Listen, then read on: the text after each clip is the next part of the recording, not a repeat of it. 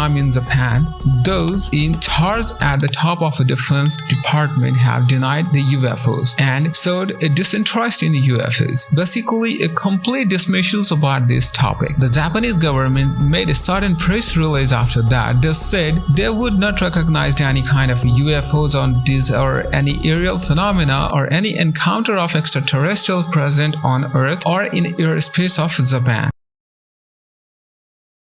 That it was very strange, according to some reports that two pilots had been already interviewed who had several incidents and testimonies that they gave regarding various plots and the pilot encounter from the ground over the year when they were active in the military. A Mamoru Senato, a former wing commander in the Japanese self-defense force, said that he regularly heard a story from pilots as well as civilians about these UAP sightings, and some local people who already encountered, they said there are something strange out there. There were lots of opportunities to inexplicable things such as a UFO that were monitoring our sky, and we should make a report and organize these things as correct data. But even when this happened, it was only shared among colleagues and not reported publicly. According to Senato, numerous pilots have reported highly unusual encounters with what they had described a cigar-shaped object during such incident, and a student in a such fighter pilot course even lost his control after looking at UFOs that flying along with his craft. Aircraft started going crazy, rang their alarm, indicates that something was wrong with these machines. A cigar-shaped object flying about 1500 meters from east to west along with a fighter pilot student craft, and the anomaly continued until it